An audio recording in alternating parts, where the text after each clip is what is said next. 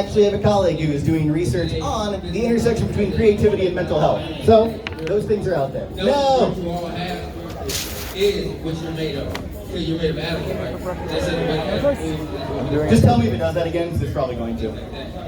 Anyway, so, I've done a lot of weird things here. I've also been a drug counselor. I worked and ran an anti-drug program for troubled youth at a local high school. It was great, because I knew all the tricks, I just didn't do the drugs in the high school. So I was like, all right, well, I know what high school is like, so we got this figured out, right? So I've done a lot of things. To give you some of my credentials here, my favorite anime include Eden of the East, sure, Evangelion, which is now on Netflix, so none of you have an excuse anymore, by the way. Okay. G Gundam, which is the greatest television show ever created by humans. It's a Gundam show in which a horse pilots a horse Gundam. If you haven't watched it, you are cheating yourself out of life. Also Cowboy Bebop, which is classic, so, you know. A lot of this is, safe, but, you know. But you can't judge me for my anime taste, because I'm the one talking about panels here, so you can just deal with it, right? Ice Shield 21 is, in fact, the best. I love sports anime when they try to teach you how the sport works, because average Japanese kids didn't know how football worked. And they're like, yeah, sometimes you put lipstick on your fingers to, trick people. I'm like, that's not how football works, but I like your style. So, you know, we deal with it. So, why this presentation, right? So some of you maybe heard the terminology before, maybe a lot of you haven't, and we're gonna fix that. But why this presentation? Well, I looked up on the internet, and I went to a fairly common anime tags, characters site, and I searched Hikikomori on there. All of these results are from page 1. Which means that of, I don't know, how many you want to put on here, 20-ish? There are several pages of these characters, right? So they appear much more commonly than you would think, and we don't really have an understanding from a Western point of view, a lot of times, what they're even talking about or what it's about. And these are fairly common shows. So some of these are a little older, right? So the chick from Watamode, if you, I can't recall her name off the top of my head, but Eden of the East is another one. If you like Miss Kobayashi's Dragon Maid, you might have a little bit in there of Fafnir. Also, No Game, No Life. Everybody like No Game, No Life, right? You've seen it? I've seen it. Anime was good, the movie was okay. Hot take, I know. Yeah, so these are a lot of characters. You've seen this before, is my point to you. You will see it again, is the other part of this. So it felt important to bring this up because no one does research on this, no one talks about it, and we are exposed to this media all the time. We are given versions of what this is like without maybe a cultural touchstone for what's being said to us. So maybe it felt important to talk about it a little bit and see what we're going on with here. The other one is Welcome to NHK. Have you ever seen Welcome to the NHK? Love it. Very old, right at turn of 2000, but classic. What I'm saying is there's a lot of characters that are Hikikomori, which we'll talk about a little bit. Some of the characters, what that means, what we do with that information. But there are a lot of characters, and we see them a lot more, and that means something, right? When somebody, like an author, puts a character in their work, it probably has a reason for being in there. Maybe it's because it's funny, right? Maybe it's because it's dramatic. But there is a reason that it's in there. And so that's maybe a thing we can think about. Why do these characters continue to appear if we don't know what they are? If we don't know who they are, we don't know what they're about, right? And anything we can learn from this group of characters, anything we can learn from how anime shows us them, could be very important. We might learn something. So, I know I'm gonna make you learn something. It's gonna be tough, but we're gonna get through it. It's gonna be funny. There are terrible jokes. You can ask questions at the end. There's memes. It's fine. I know what the kids like, right? So, we're gonna do the basics here. So, Hikikomori is the easiest thing in the world to think about, right? Because it is 3 things. 4, if you want to get technical. Hikikomori is the act. If you isolate yourself, you are engaging in Hikikomori, right? So hold that one in your head. Number 2, it is the person doing the action. If you shut yourself in your room and don't talk to anybody, you are a Hikikomori. Okay, so that's easy enough. And 3, it is also a diagnosis. Damn, son. It's also a diagnosis. So you can go to your doctor and say, doctor, my son is a Hikikomori who is engaging in Hikikomori. And he's like, yep, that kid sounds like a Hikikomori. You may recognize this as super confusing. Because if you read this proper noun somewhere, you're like, okay, what? What are you referring to? Right? It's a little confusing, but that's the way it worked out. But it it contains all of those pieces to it. So if I say Hikikomori, I could be talking about a person, an action, or a medical diagnosis, which we'll get into a little bit later because there's sort of distinctions in there, but keep in mind that we're talking about that. But basically what it always entails is acute social isolation in adolescence. So the average picture here is going to be people between the ages of about maybe 14 to 17, maybe a little older. Typically young men isolating themselves from the world. So the version you've seen of this is someone who stays in their room and never comes out, right? You've seen this before. Maybe you can't tell me where, but you've seen it, right? And they don't come out of the room, and I could tell you I was an adolescent, and that sounds great, right? My parents didn't let me get away with that. I didn't get like a job and like go to school, right? Not so good. But the idea here is this was something that was very new. It's recent, right? So this was first described medically in 1999. So in 1999, a Japanese psychiatrist says, here's the terminology for what I'm seeing. Hikikomori like literally means social isolation. It's not super complicated. But the psychiatrist says, I'm starting to notice this. There are young people that are just disappearing from the world, right? Parents have no idea what to do about it. It's tough. So he coins this term, Hikikomori, and writes a book and talks about it. And at that point, almost exclusively was found in Japan. Japanese young people isolating themselves, disappearing, right? Don't go to school, don't go to work, nothing.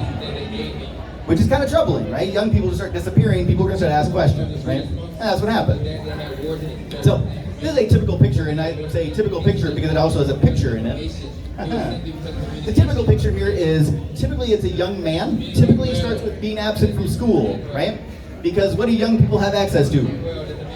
Well, they have access to home and school. And wherever, I don't know, a train pass can take you maybe, right? So typically they're absent from school. They stop showing up. That's when you first start to get some whiff of what's going on. And indeed, an earlier phenomenon many decades earlier in Japan was kids refusing to go to school. And so the idea was like this sort of behavior maybe has some relation to what we're talking about here. But typically these people are around 15 years old when they start, mostly young men, mostly middle class or upper middle class, because your parents let you do this. And if you straight poor, your parents aren't going to let you do that, right? Or they don't have the means to support you doing it, right? Typically that's what you're going to see. They typically cut themselves off in their room, often don't have any or much interaction with the outside world. And it lasts about 3 years. So anyone think that their parents would have let them stay in their room for 3 years in a row and just not really said anything? Yeah, it's kind of hard, right? I tried to like stay in my room for a week and they're like, no, go have people, go do things, right? So, but this is typically what we look like. Typically lasts 3 years. It can last a lot longer. There are reports of people being isolated in their rooms for decades. Now imagine you are 15 and then you just decide to stop being a Hikikomori at like 35. Anyone remember how different the world was 20 years ago? Anyone not remember a world 20 years ago? Yeah. 20 years ago, like they didn't have no cell phone. Yeah, like you get one of those flip phones, Motorola Razr. Brought it back, not the new one, the old one. The Nokia brick phone, right? So no, me too. I had one. So this is what you're typically looking at here. And typically speaking, this can last, on some cases lasts for decades, mostly, roughly the average is 3 years. But that's still pretty significant, right? A lot of stuff happens in your life from like 14 to 17, yeah? You learned a lot of things, you did a lot of things, and maybe you never want to talk about them again, but it's okay, the pictures are on Facebook now, so that's good, right? MySpace, if you're further back enough. It's cool, MySpace lost all their data, so that's gone now, you don't have to worry about it. But oftentimes this is either by choice or force that they come out. So ideally what you would want, right, is them to be like, okay, I think I'm ready to come out now. Real quick. Now how many of you think that would have been happening in your family? No one, right? So what are your parents going to do? You've been sitting in your room for 3 years, they're tired of you. You're 18 now, what are they going to do? They're going to kick you out. Yeah, that sounds right. That's what my parents would have done. Anyway, so oftentimes you're going to see this by force. Somehow they get removed from their situation. And it tends to be very, very difficult to rejoin society in this way, right? Because you've been out of the game for a while. Maybe you didn't graduate high school, and everybody you know graduated high school and is in college, or graduated college, or has a job, right? These are crucial years that you might not have had any experience with, which puts you behind. Also, not socializing with people for 3 years kind of does a number on your social skills, yeah? You're not talking to somebody for a while and you're like, how do I talk to people, right? It's like that, but a lot worse. So, oftentimes they're going to need support here, and we'll talk a little bit about what that support has looked like as we move on here. So, this is another picture of a room of a Hikikomori, and if you could count how many screens are in that, and then like tell me how you could look at any of them, that would be great. There's like a dozen screens in this person's room. Now, some of the things that support this are parents often kind of let this happen. Treatment isn't sought, right? Doctors are not consulted. And that's important, right? If your family has a medical problem, what are your families likely to do? Go to a doctor, right? Go talk to somebody. Or if you don't got good enough health care, because America, yeah, you'll figure it out eventually. You'll talk to somebody, right? Well, we're talking about these people don't consult doctors for like 3 years. Maybe more, right? A decade. And so there's that piece of it. Also, typically speaking, the rate of hikikomori and parental education and income are related. Anyone want to tell me why that might be? Yes.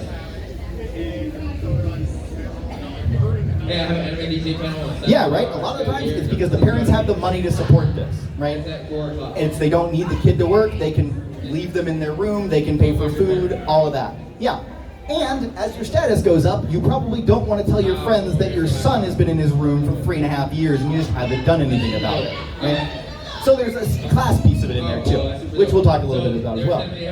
Obviously, hikikomori and absence from school are related. There's a hypnosis panel. Hypnosis what? Duh, right? If you stay in your room, it's kind of impossible for you to go to school. Unless you go to like a fancy newfangled internet school, like in like Ready Player One or something, but we aren't there yet, so that's not a thing. So oftentimes they're absent from school, right? And now shockingly, again, this is going to be overwhelming for you all, they use the internet. I know. They stay in their room all day and they're on their internet. Now it's a lot easier now. Anyone know what happened around the year 2000 in human society? If you remember that far back? The internet became bigger? Y2K. It eliminated all of the world, right? Planes fell out of the sky. Anyone remember that? Yeah, Y2K was related, but what happened? Nothing. Nothing. Well, nothing happened in 2000. That's right. You're right. But what became part of your lives that you can't live without anymore? Internet, right? Your cell phone also, right? But internet. Now, imagine, if you will, if you had to be a hikikomori and you had to get like Blockbuster Video to get you a VHS of your favorite anime. No, right? But now you got the internet. You can just download whatever, whenever, on demand. You got Netflix. Makes it a lot easier to stay in your room and not wear pants, right? Me too. It's cool, right? So, internet and other media are very prevalent. You can also see this because a lot of them are identified with being otaku, right? And you all know what that means because you all is otaku if you're here, right? That's how it works. If you don't want to be that way, it's cool. I'm sorry, I called you out. But also exposure is often very negative. And if you walk into a world where like, hey, hikikomori are all crazy dangerous people. So do you open with that? Do you go talk to a doctor? Right? You're like, well, let me tell you, I'm one of those crazy dangerous people. Unless you're one of those edgy people. Some people like doing that, you know, but typically not. So, there's a lot of theory about this, of like why you see this in Japan. And a lot of people take the stance of this is uniquely a Japanese thing. It only happens in Japan, only Japanese kids do it. And one of these things is because Japanese culture is a very collective. I feel like someone has something important to say, but I don't know what it is. I hope you find what you're looking for. Okay. But in Japanese culture, it's very collectivist, right? Here in the United States, you can do whatever the hell you want, yeah? Mostly, as long as you don't commit a crime. Or like a bad enough crime, really might be the version, right? But people kind of let you do what you want. But in Japanese culture, you are expected to go to school, yes? You are expected to go get a job. You are expected to, you know, not shame your family, yeah? And these are all stereotypes that I'm being generously awful in applying. But typically speaking, you're supposed to do certain things in Japanese culture. And hikikomori do not do those things. So that's a very unique rejection of a culture, right? And that's something we'll talk a little bit about. Also in the early 2000s, Japan had a really severe culture shock. What they called the lost generation. Their population is aging. People are aging into getting jobs, and those jobs aren't open. People aren't retiring. The economy's not very good, right? Things cascaded to where people that thought they were going to live a pretty good life no longer were able to. It didn't look like their dream was going to happen, right? And so a lot of people rejected that social norm. And of course things got better, things changed, right? But there were a lot of people that maybe rejected that and stuck out from society, stayed away from what society deemed normal, right? The other thing, families often let this happen. Sad truth. And I say let in like air quotes because they don't know what to do. Because like if your kid did this, I don't know that you would know what to do either, right? And you're like, have you tried going outside? Yeah, no? Okay. Right? It's hard. And families often let this happen. And part of that is mental health stigma. In the United States, we got like ads for drugs on television. We're like, are you sad and stuff? Go take our pill, you'll be less sad and stuff. Also, you might die. Sorry. But at least you won't be sad. But at least you won't be sad no more. It's a very millennial thing. Like, well, if you're dead, you can't be sad. Oh, dang. Like, pump your brakes, millennials. Jesus. It's fine, me too. Right? But, yeah. In Japan, mental health is a big deal. And mental health is like, oh, so you're like sick and crazy, right? And like, no, that's not what that means, right? A lot of things in the United States is a little different. But in Japan, it was shameful to have a mental health problem. And, okay, you have this problem. Well, the kid's not going to go report themselves and say like, look, I'm this shameful, horrible person. And the parents aren't going to either. Because if mental health runs in families and your family is afflicted with that plague, that's bad, right? So there's that piece of it too that kind of supports it, which is a little unfortunate. So, let's talk about media. So, who here seen Welcome to the NHK? Or read it, I guess. Yeah? Watched it. So that's a fair amount, which I was a little more than I would expect.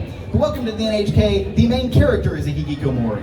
And like a real strange one at that. And Welcome to the NHK is a very strange show if you haven't watched it. It's a bit odd. Just watch the ending. Yeah, did watch the ending. It gets a little metaphysical and like people have different feelings about it. No, the ending theme. Oh yeah. Yeah, the themes are good, right? The opening is good. That's how anime works. But media exposure is very critical here. So this is coined in 1999. Then we start seeing it, right? It goes into public knowledge. Something gets a name, people start using it, yeah? Well, early 2000s were not a real good time to be a hikikomori because in Japan, and to set context, in Japan, major murders are not like they are here, right? No one really like walks into a school and like blows away 20 children in Japan. It doesn't happen. Partially because of very strict gun ownership laws and partially because of like cultural things, right? But in the early 2000s, there was a very, very high profile murder where the person was identified as a hikikomori. Now, how you want to tell me that happened? Like he was in his room and he just high profile murdered somebody? Like how does that work, right? But he was identified as being one of these people. Which, if you're brand new on the scene and the only example anyone has of you is, oh yeah, like that guy who stabbed those people on that bus. Uh-oh. Right? Not a good look. And then, even more shame, even less ability to talk about it, right? And they were seen as criminals. Hikikomori were scary criminals, mentally ill, deficient people, which is a bad look because then how are you going to get any help if you're one of those people, right? The other piece of this too is when they were portrayed, they're portrayed as scary, but also portrayed as goofy and pathetic characters, right? Like, welcome to the NHK, is anyone here going to fight me on like, oh, the main character's a very competent, wonderful human being? No, right? Like the first like 3 pages of the Welcome to the NHK manga are like a person coming to the door and they're like, Hikikomori, violent and scary, right? And he's like, I'm not one of those. Right? It's like awkward, played for laughs. But it's comedic, it's meant to be goofy, he's meant to be pathetic, it's sad. That's the whole point. And almost all the portrayals of this are that. So okay, so now you read your stuff and now you see it on the news and it's either they're a criminal or a disgusting sad person. Well, this is not a good look. We're having a hard time already, right? Also, stigma and shame keeps hikikomori in their room and parents not talking about it. And the thing is, this might have a high prevalence rate, right? What if 1 in 10 people has it? I'm not saying it's that high necessarily. But what if many families are affected by it, but none of them talk to each other? That's tough, right? You're the only person suffering through this is what that feels like. And if you've been there, that sucks, straight up, right? So that's a problem. And there's now things that are now associated with it, and this is more modern, but there's different trends that have become associated with hikikomori, which we'll talk a little bit about. But some of them, like, let me see if my Japanese pronunciation is terrible, which it is, by the way. But Soushoku Danshi, grass-eating boys. Anyone heard that one? Anyone read My Girlfriend is Not Just Cute? No? You should, it's great. It's like, but the point is, like, these kids are wusses. Boys that grow up and you know what they don't want? Sex. They just want to play their 2D games and have their waifus and so on, right? I'm not calling you all out, I don't care. You live your life, right? But there's this conception of like, okay, this makes these young boys effeminate, or makes them not as red meat-eating Japanese young men that drink all the time as they should, right?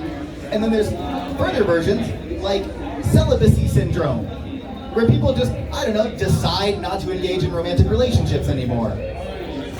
Which that's okay, that's a thing, right? That's fine. But in Japanese culture, they're like, yeah, because it's these crazy hikikomori that like stay in their rooms and don't have any sex with anybody. Like, Japan, why do you care? First off, but also, are you okay? Like, do you need to talk to somebody? Like, not me, but like somebody? So these things keep media exposure relevant, and they link these things together, and you're like, okay, well, this isn't helping me, right? So, also, pop culture, right? So the pop culture trend starts with like, well, you're a murderer, or you bring shame to your family, and you're sick. Well, that's not a good start. And then what happened was, now interestingly, welcome to the NHK, right? Y'all know what the NHK actually is? NHK is a public media service in Japan. It's like, not like CNN, but like it's a channel, basically, right? Yeah, kind of like PBS, except a little less like Bob Rossi, and like a little more like newsy. Not Newsies the musical, like news, like, yeah. Anyway, so NHK, they were the people that ran the initial stories of hikikomori being scary murderers. But then later they run specials, like hour-long events, hours-long parts of events, talking about actual people that are suffering. And this went a hugely long way, because they say, well, they're criminals, and then they say, okay, but let's actually look at them and let's actually figure out what's going on. And this went a long way, where the perception started to change a little bit. But this also led to hikikomori being a very commonly used term in Japan, to the point where hikikomori became commonly used in places it probably shouldn't. So for example, do you ever go to a thing and you're like talking about mental health with a family member or something, and they're like, depression. Anyone ever had that one? Right? Was it actually depression? Sometimes, right? But depression in the United States is a very common buzzword for mental health, yes? People are like, oh yeah, depression. I know what that is. That's when you're like sad and stuff, right? It is kind of like when you're sad and stuff, yes. So that helps, right? But now you get people that are like, my kid's a hikikomori. Well, what's he do? I don't know, he's sometimes anxious about stuff. Okay, well that's not that, but good, we're using the word. We like this. So that's become a little bit of a thing here. Also, we start to see the stronger link to otaku culture, and thus the appearance in anime and manga, which we all here are familiar with and which we will talk about, right? And so you start to see these portrayals, and they're often comic characters, often side characters. The first way I was exposed to this was like, here's this character, they are in the show, okay, you're never gonna see them again, bye, right? They're like one-off characters. They have a joke, you do all your hikikomori jokes, and then get out. I don't have any more jokes for you. Sit in the background of panels, right? So that's tough, but they were being shown. Now, this is changing recently though. We have a lot more recent positive press going on, which is good, because awareness is increased, people are talking about hikikomori, people know that it happens. And for a disorder where people isolate themselves and are not being seen, people knowing that you are doing it is a huge deal, right? Because if you don't tell anybody, nobody knows what's going on, how the hell are you gonna get any money to treat it? How are you gonna find people to come in and do research on it? Yeah? Welcome to my life, it's my own personal hell. You're like, oh, I need to do research on isolation. But isolated people don't do any research stuff. So, also, No Game, No Life, if you have not seen it, spoilers, the main characters in like the first 35 seconds of the show are both like, yep, we're both hikikomori, it's dope. And you're like, wow, they're main characters. And they're like, competent? Question mark? They're the more competent characters in the show at least. So we like this, right? So there's a bit of change here. Also, anyone heard the term neat? Yeah. And some of you are like holding hands up like a little long, like that's me. Same. That's not true, actually. I'm in education. But NEAT is not employed in education or training, right? Basically, in Japan, it's you ain't doing nothing with your life. And that became a thing in a certain subculture that people identified as being NEATs. And the thing is that most Hikikomori, by definition, because they don't go do anything, aren't in employment, education, or training, right? So those two things kind of became conflated, and some people that were Hikikomori chose to self-identify as NEATs very proudly. So then we have this thing of like, okay, you can be proud of some of this. Not necessarily like having the Hikikomori Pride Parade or anything, but we're getting there, right? So, a little bit of a changing view in pop culture here. So, I've told you the basics here, which is to say I've given you information, and this is going to be sort of like grade school in which you like learned a lot of good stuff, and then they went back and like taught over it, and they're like, well, it wasn't actually that simple, right? You're like, well, there are this many planets. JK, we decided there were less. Poor Pluto, right? But we're going to wallpaper back over this a little bit here. Now, I say, okay, well, they go and they don't leave their rooms for 3 years, right? Kind of, right?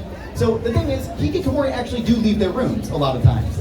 Now, it's not that they go out every day, but Hikikomori will often leave their rooms to accomplish basic life tasks. Just like you and me. They're like people. I know.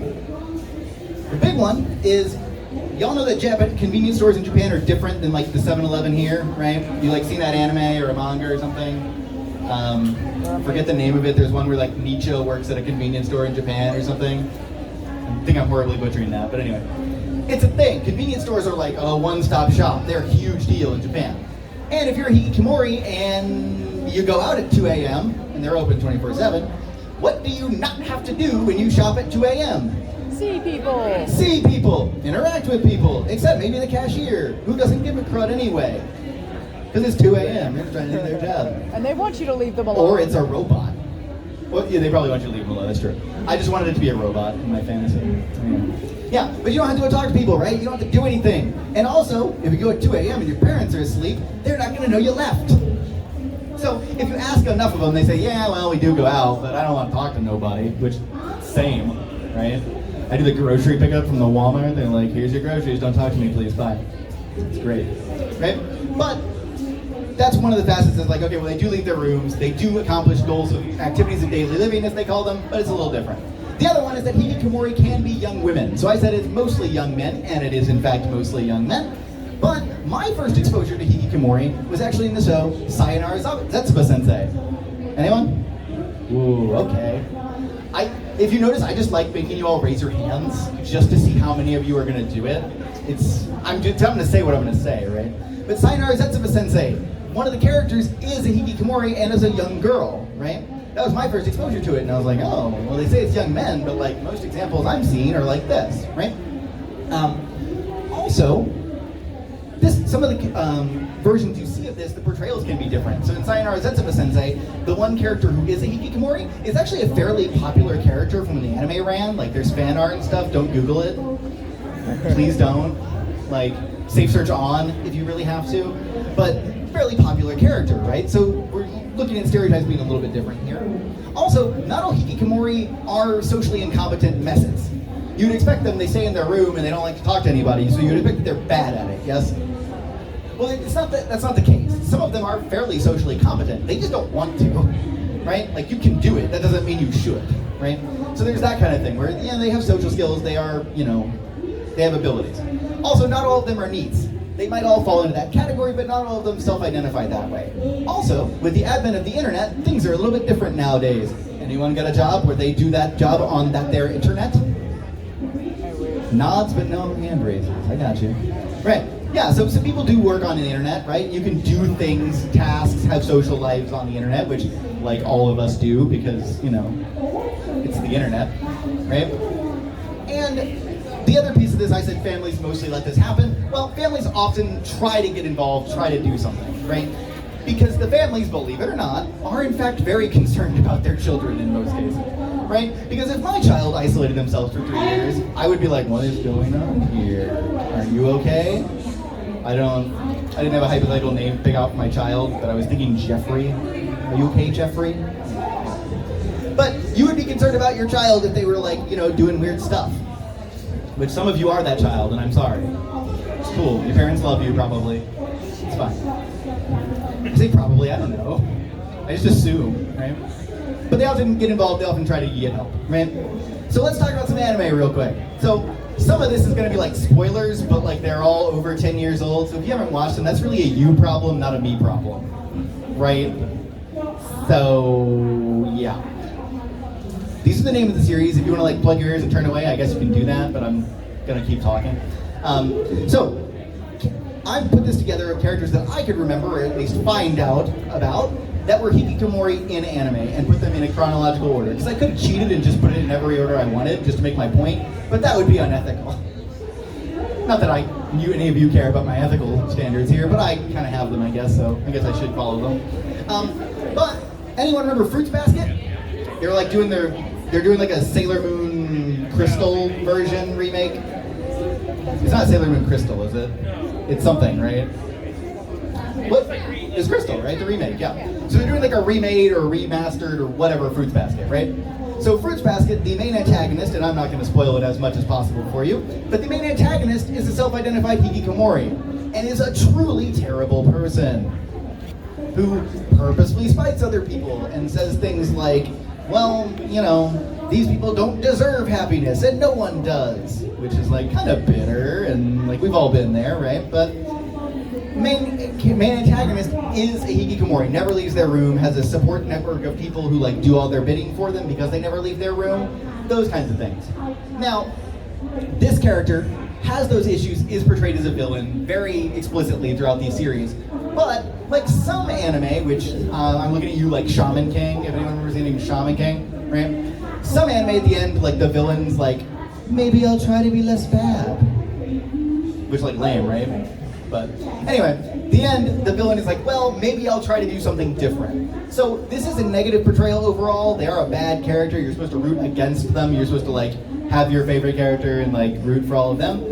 So there is a little bit of a like positive ending on the end of it, but overall the main antagonist, right, which is not a good look. It's not good press. And like everyone and their mother that was like a teenage girl watched Fruits Basket, right? Some of you were like dudes and you're like, Fruit Basket's dope, man, shut up. You're right. It's fine. But a lot of people watch Fruits Basket, right? So that's a thing. So then we can move on right around contemporary with the coining of the term Hikikomori, because Fruits Basket is a little bit earlier than NHK, or at least we're around the same time. But welcome to the NHK.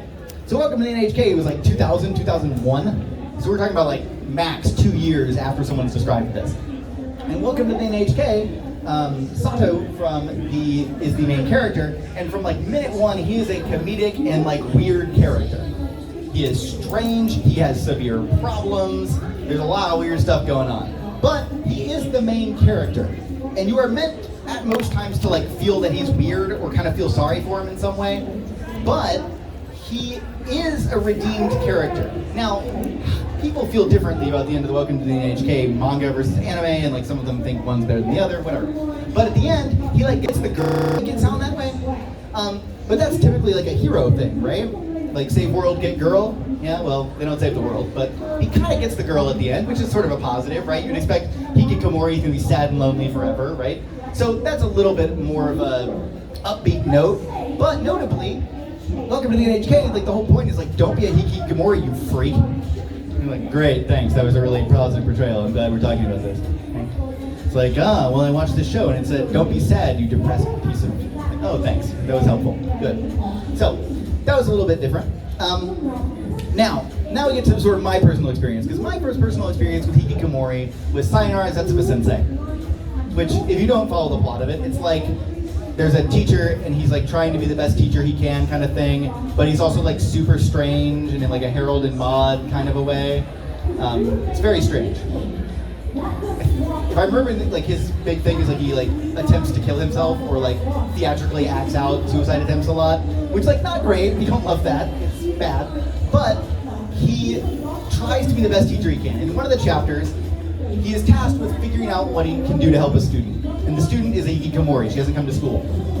And the school tells him for some reason, like, well, she has to come to school, which I guess is the school thing to do. And there's a whole chapter where he goes to her home, and he tries to convince her to not be a Hikikomori anymore, to come to school. Which might be good, right? He'll save her, that'll be good.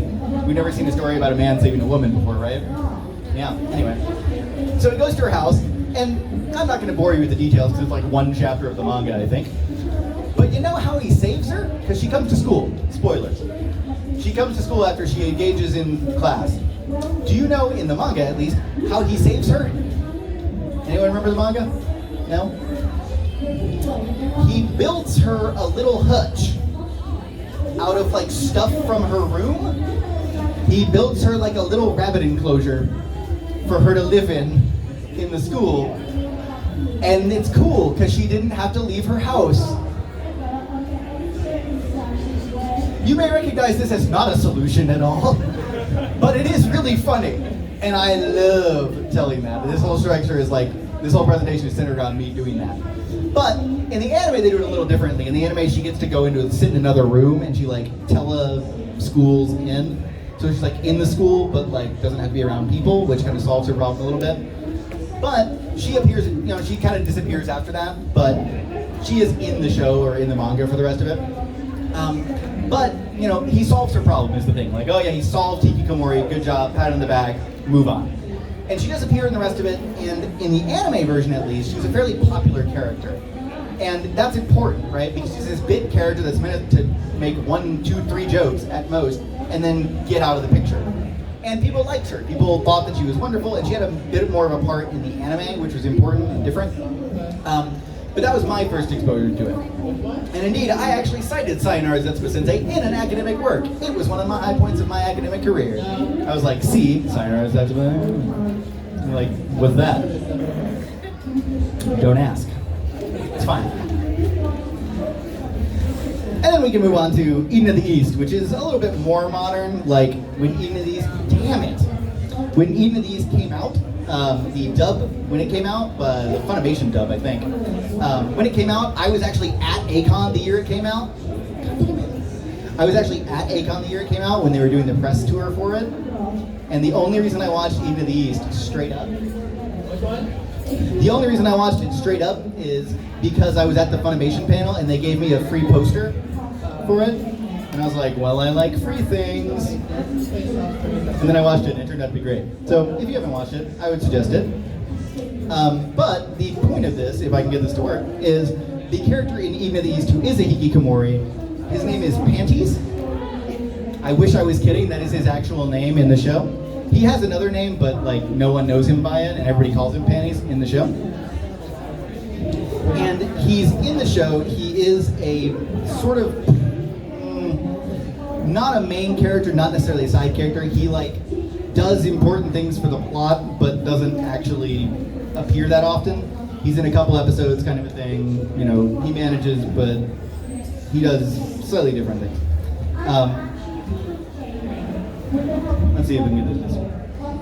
So he helps the main characters do things. He's a computer hacker. He's also a very proud, self-avowed NEET, which is great. That's what everybody loves, right? His name is Panties because I guess he's a pervert, because that's great. He never wears actual clothing in the context of the entire show. He's always in like tank top and like boxers, which is a thing. So he wouldn't be what I would characterize as maybe the best portrayal, but he is a portrayal of a character, which does okay. There we go. We got it back. I'm so good at the technology. Anyway, so let's go back here. So Panties, he's a fat, goofy dude. He's in the first picture slide that I showed. He has like the stubble and like that neck beardy kind of a way.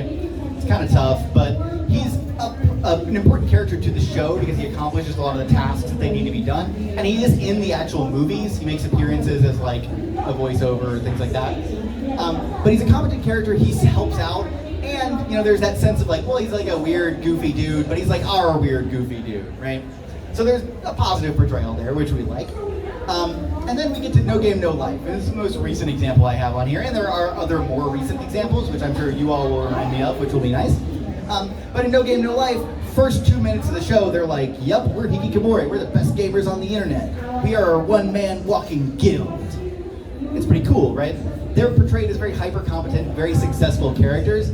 they are funny. It is a comedic show. The characters are played for laughs a lot of the time, but it's not laughs at their expense of being like they're sick. It's laughs of like, that's weird, it's funny, right? Which is a little bit better, right? There's progress, we would say, maybe. And overall, you can tell these portrayals have changed over time, right? We go from like antagonists and murderers to like well-liked main characters. Like, people like No Game, No Life well enough, it's getting the second season, right? Because like, people were like, yeah, we actually like that show. Maybe it wasn't the most popular in the world, but people had thought of like, we should try to support this as much as possible.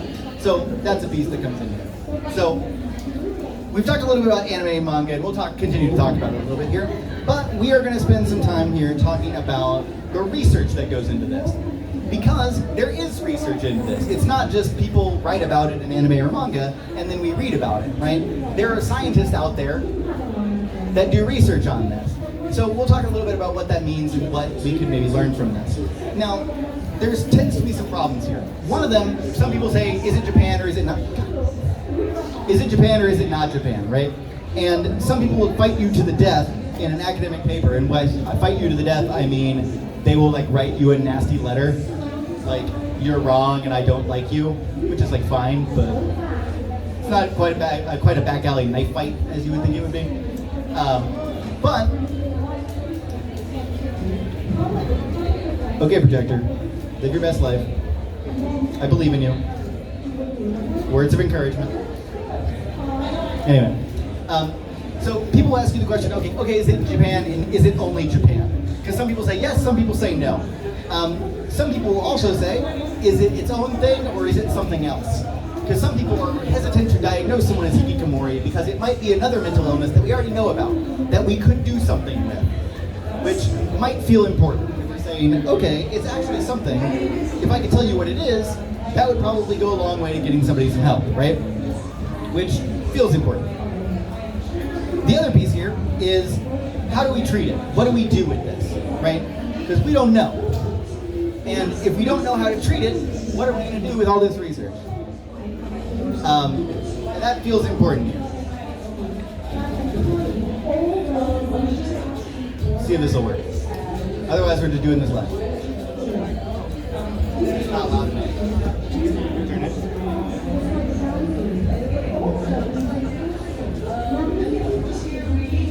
See if this works. Better. Thank you. Now we get the, hey, projector. I think something's happening with it, so we'll figure it out. So, the other piece is, I have my own research which I'm going to talk about, which it's my panel, so I get to do things like that, so you just get to deal with it, so have fun with that. But yeah, so the three big questions, is it Japan, is it not, what do we do with it, and is it something by itself, or is it a brand new thing that we need to talk about? Let me do this. So, let's go into talking about this a little bit. So, a running joke I do when I do presentations in my classes is I Google whatever the word I want to do and then just see what Google image search pops up. What Google image search popped up for Japan is a PowerPoint slide someone made called Japan, That Incredible Country. If you can't see it in the back, let me describe it for you, unless somebody else wants to.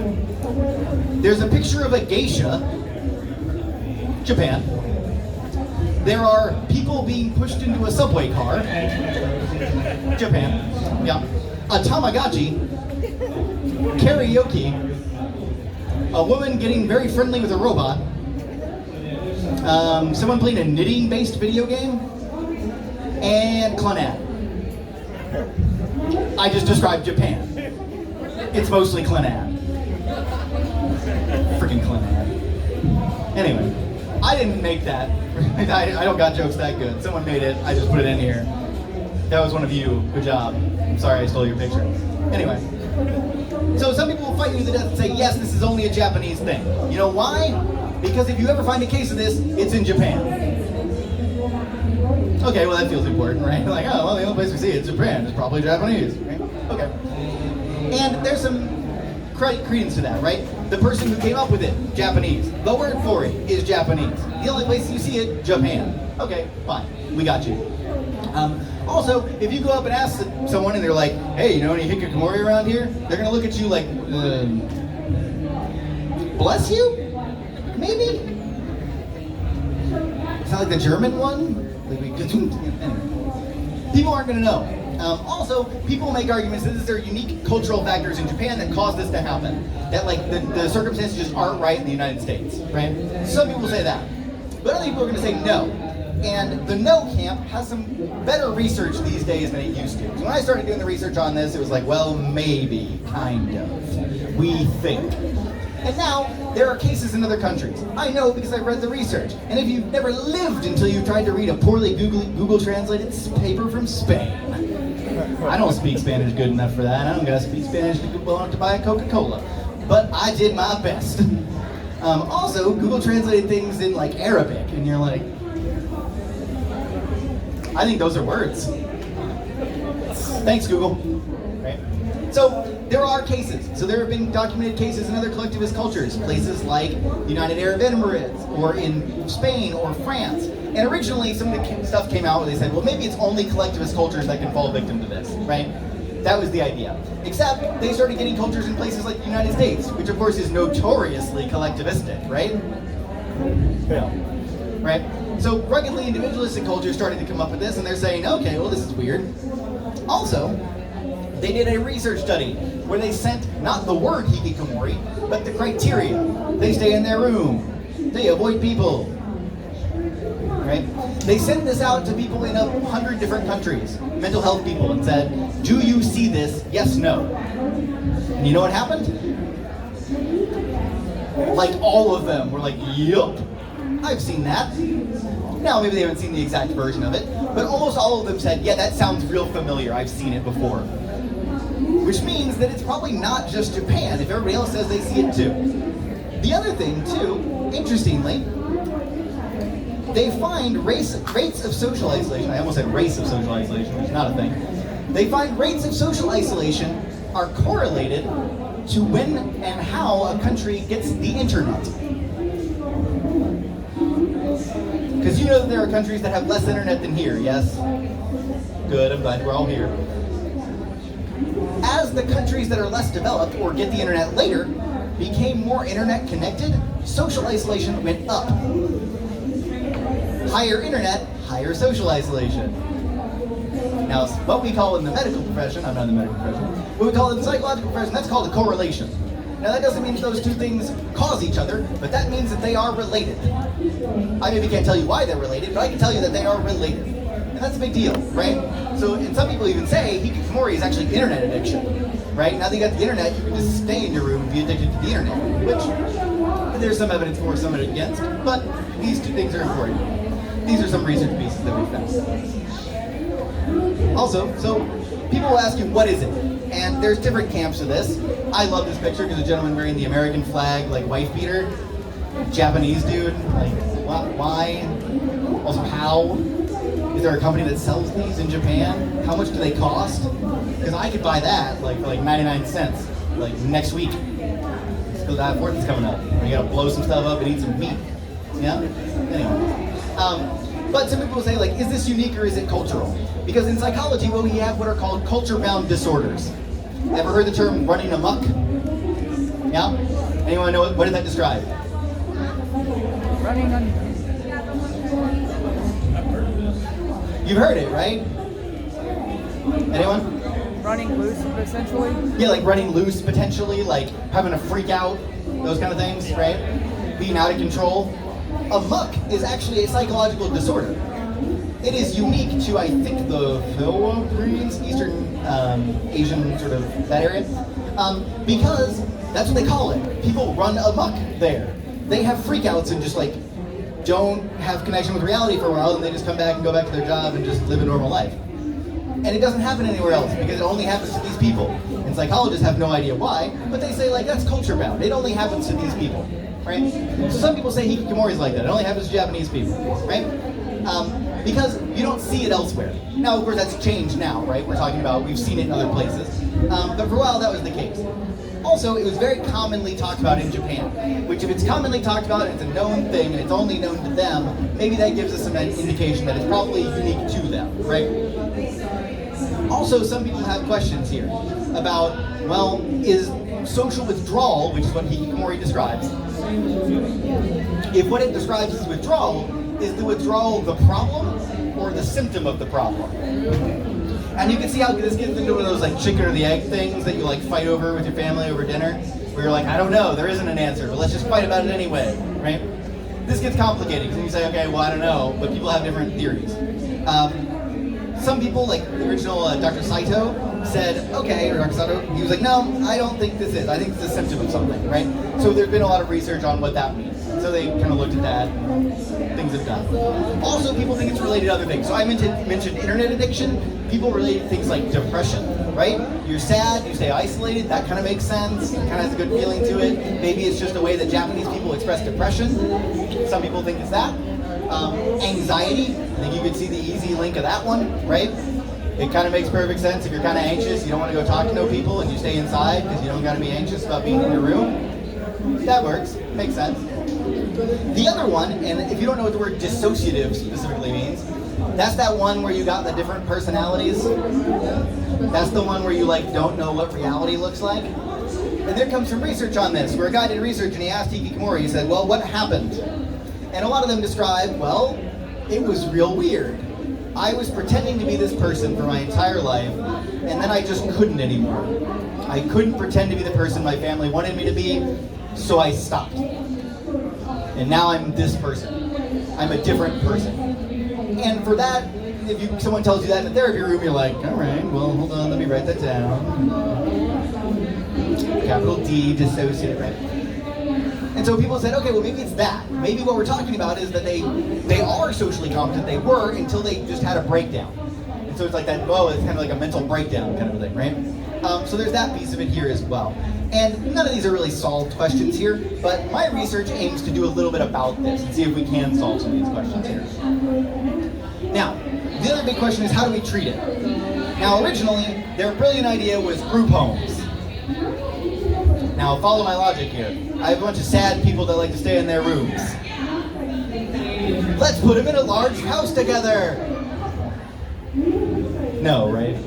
You're like, no, let's not film it. Let's not, pitch it to a reality television show. It'd be boring. Yeah, I get it. It's fine. But the idea here was like, okay, let's do a group socialization home. And they put you in this large group, and people would be at different places along their sort of recovery, right? So there'd be somebody who'd been there for a year and was doing great, and then there's you who just arrived. And you learn from the other people. Hey, it's not scary out there. These people are like you. They want to help you, right? That part makes sense. Especially because Japan is a very collectivistic culture where you're supposed to be socially engaged with people. So they say, hey, socially engage with people. And then you get better. Works. Now, that seems all well and good. But one of the facets that I've told you about Hikikomori is that they stay in their rooms, yes? How do you get somebody from their room to a group home? Tranquilize them and drag them there. Tranquilizers and drag them there. Okay, so I like your enthusiasm. Maybe don't do that. But, yeah, that's kind of how it was. What the parents would do would, like, abduct their own children from their own rooms. Like, just drag them out and, like, here you go, you live in this group home now. Fun, bye. Which you may recognize as a bit of a betrayal and something you might not be very happy with your parents about, right? So that was a bit problematic. You don't want to abduct your children and like throw them in a medical facility. That's not so good. So there's some stuff about that. But other ways this is done, other ways involving family, you can get family therapy, family counseling. Now, of course, the tricky bit is, how do you get your kid that never leaves their room to go to family therapy? Yeah, that's tough. What you do, though, with the doctor who coined the term, his idea was, if they won't go with you, go without them. You and the family, you go talk to the doctor, and you're like, all right, Jeffrey, we're going to talk to the doctor about your problem. You're free to join us. We're going to talk about the family and what we can do to help you. And of course, they're not going to go, right? But the idea is, if you keep doing that, you keep demonstrating, like, what I am trying to do is help you. We are going every week. We are getting help. Join us. The idea is that they might join you as well, right? That's the idea. Now, that doesn't always work, but that's one way to do it. Also, the more classic Americana version of this, and I say Americana meaning you go talk to a head shrinker and then they give you some pills, that works too. Yay. Whoever yayed, I really appreciate you for that. Yeah, that's a thing. You can do that. You can go, you can give antidepressant medication or anti-anxiety medication, and they get better. Well, that's good, right? We got a lot of those. They're pretty cheap. Good. So those traditional things work. Now, there's some research that suggests, like, okay, well, maybe it's not as easy as all that, but there are more traditional ways that we do here in America that we could maybe transport other places that would work for hikikomori. And indeed, most of the cases that are seen across the globe, not in Japan, a lot of them follow more traditional mental health treatment and get better. Now, whether that's because they get better because they like actually had someone talk to them, or they get better getting medication, we don't know, right? But it's somewhere in the middle. The other part of that too is social support. If you haven't been out of your room for a while and you're completely out of the loop and you don't have a job and you don't have any education, it kind of makes sense that you're going to need some help, right? And so a lot of people, especially in the sociology field, approach this from a place of like, how do we help these people? How do we talk to them, get them back into society, doing what they want to do? Okay, so that makes sense, right? That feels like it follows. You don't have to abduct anybody. You don't got to shove any pills down their throats. It's pretty easy. So we like those kind of interventions. They're cheap. So that's a little bit about how we treat it here. So let's talk about my research, because this is my panel. I can do whatever I want. Anyway, so my research, what I did for my thesis, which is my like before you get your doctorate thing, but before you do that project, you have to do this project too, because we hate you. Anyway, don't become an academic unless you really want to, trust me. But what I did this thing where I said, okay, I'm going to ask people, I'm going to give them a bunch of measures that say, hey, how do you feel isolated? Do you feel isolated? What's that like, right? And the idea here, well, there are three pieces here. Thoughts, feelings, and actions. So, you have thoughts about being isolated, yeah? That makes sense. You think about stuff, you can identify those. Also, you have emotional reactions to situations that maybe keep you isolated. Okay, and then what do you do? What gets you to that point? Why do you stay isolated? And so I approached these and found instruments and said, okay, let's ask people these questions and see what comes up. Because the thought was that all of these probably go in there somewhere. Everybody might experience it differently, but these parts are probably going to be there. Because these are parts of our everyday lives, right? Almost every day, y'all probably have some feels in your insidey parts, right? You know?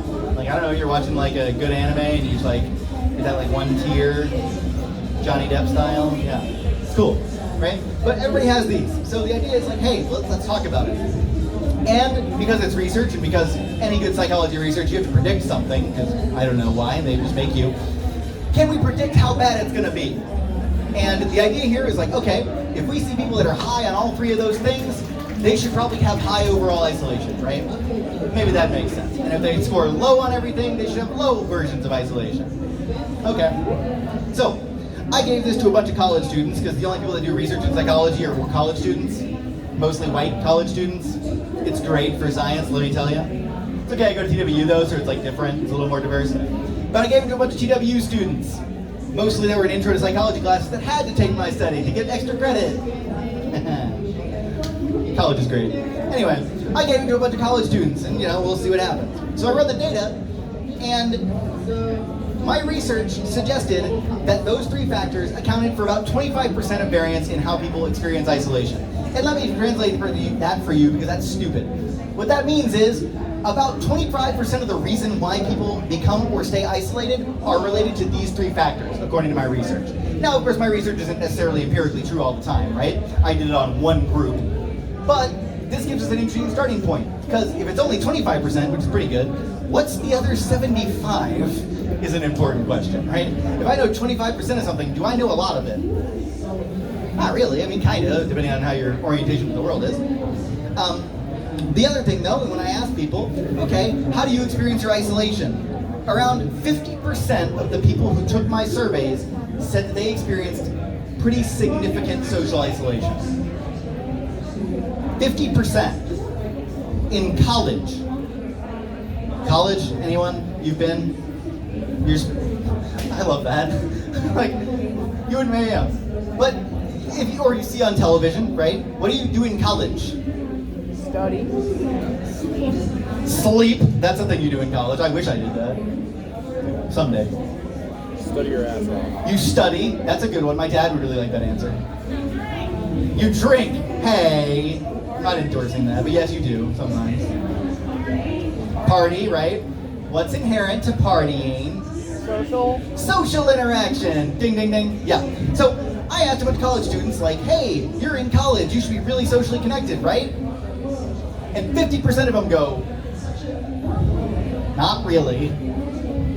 Now again, maybe so TW is just like a really isolated group of people that are just different. But if 50% of people are saying something, that's a huge capital big D deal, right? And so that's something we're talking about. And when I went into this, I was expecting to get like some people that were kind of isolated. I could run my study, it would like look good on paper and it wouldn't matter.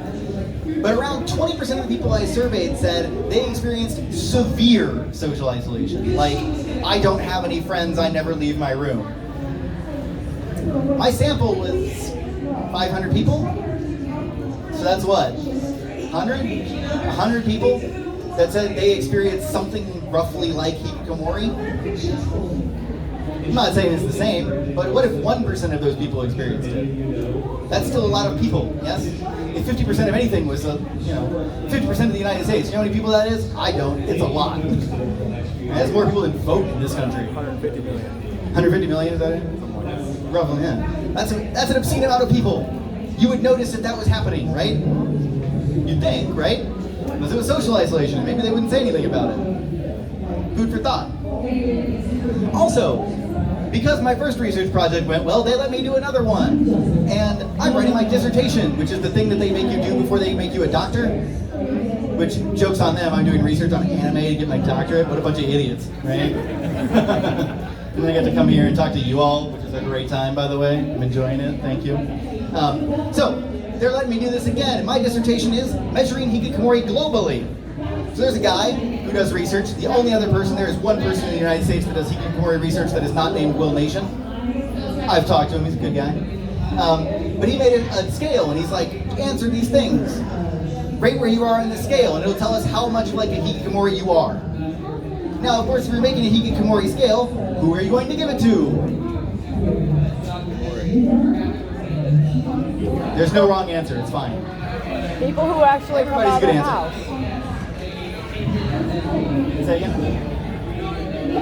People who know what it means, yeah? Who knows what Hikikomori is? Besides you cheaters. I already told you. People who come out of their house. People who come out of their house, right, for one. Also, probably Japanese people, right? So we gave it to a bunch of Japanese people that were like, yeah, I know this. Which is great, but that doesn't tell us if it's worldwide or anything, right? So for my dissertation, I'm taking his thing and I'm like, all right, let's give it to everybody I can find. Which might be some of you, thankfully. We'll see. But let's give it to Japanese people. Let's give it to all people all around the world. Let's see what happens. And the idea here is, are they different? Do we find Hikikomori somewhere else? And if we do, are they the same? Because if they're the exact same, that's going to give us some really interesting information. But if they're not, that also means maybe we have to change our definition. Maybe we have to work with stuff. And so we'll think about that. Also, maybe other pieces are within this, right?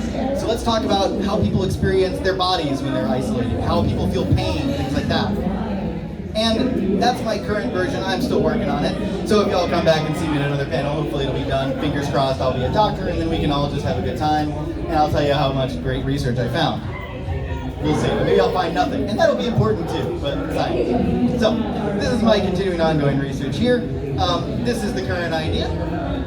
I can answer questions about it if that feels useful at the end.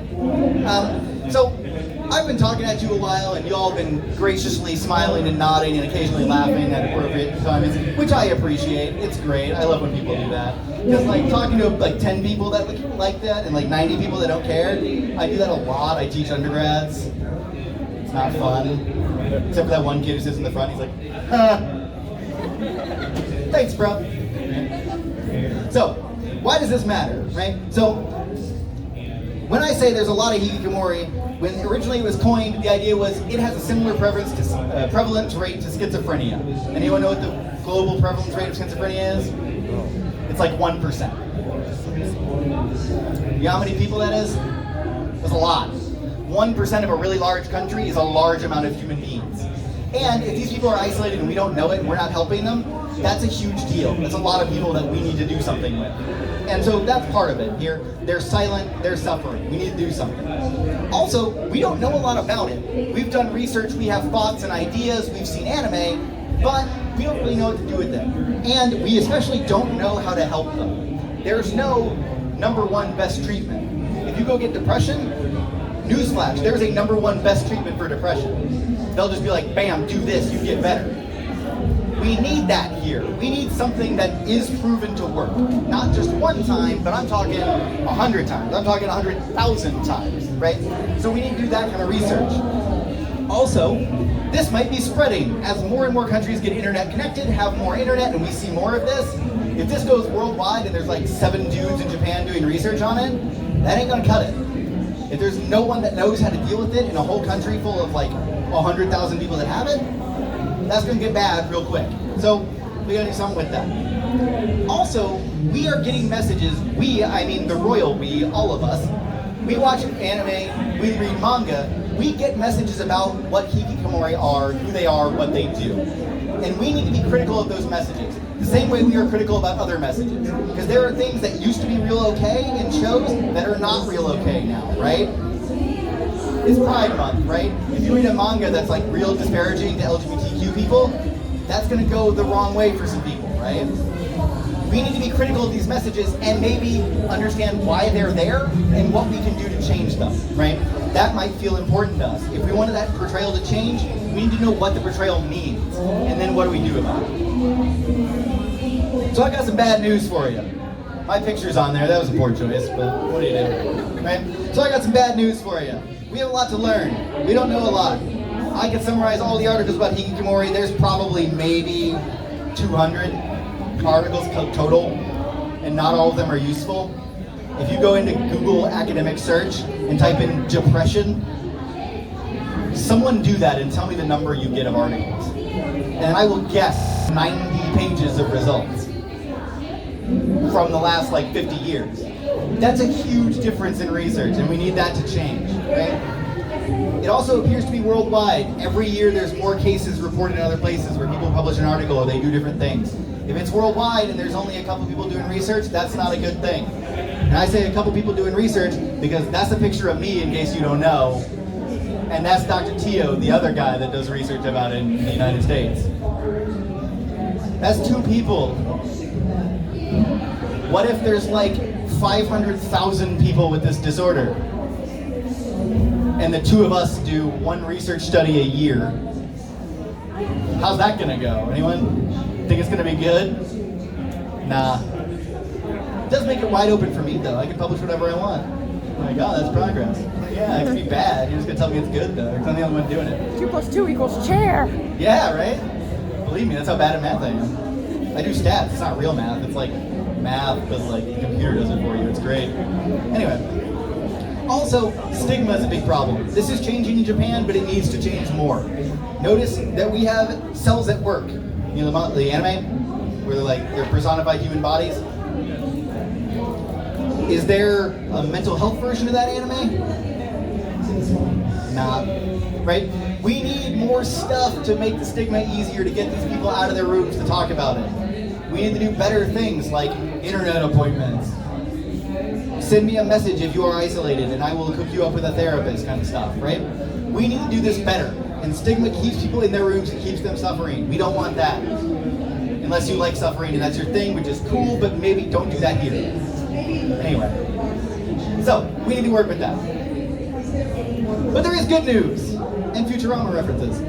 Anyway, so there are good pieces of news here. So, pop culture seems to be getting kinder, right? We did the timeline thing and it's like, yeah, actually this is turning out fairly well. We like this. So that's a good piece. The other thing is some people are putting research effort into this. Now, the important part is not just that people do research on it, but those people talk to each other. Because if I did research and the other guy did research and a bunch of people in Japan did research and we never talked to each other, would anything get done? Well, no. We would probably all publish something. We'd have our names on something, that would be fun. But probably wouldn't go anywhere because we'd all have different theories, right? Now, the other part is awareness is becoming more common, right? People know more about this. Hikikomori is a common thing. And part of that is me coming to these conventions and talking to you about it. Because probably none of you are Hikikomori, right? Because you're here. Or maybe you are, I don't know. But y'all know people, and you're gonna talk to people. And even if only one of you talks to one other person and like so on and so forth, that spreads awareness. Also, it gives me free passes to anime conventions. So, I like that. So, but the more we raise awareness, the better it gets. Also, treatment is getting better. we have things like trials where they're saying like, all right, I gave this guy antidepressants and it worked. That's good. It's better than we like, I saw this kid. He was in his room a bunch. That doesn't help. I saw this kid, he was in his room a bunch. He no longer is in his room, and this is how I did it. Is a really useful way to do that, right? So there's that piece of it, which we'll talk, which is good. Also, No Game, No Life. Apparently, Hikikomori are like superheroes in that show. Sora plays like 4 screens of video game at a time because he's like a wizard, apparently. So that's a good thing. Better to have superpowers than to be a freak, right? Now, this is the part where I get to tell you you get to do something useful with this, because you do. Spoilers.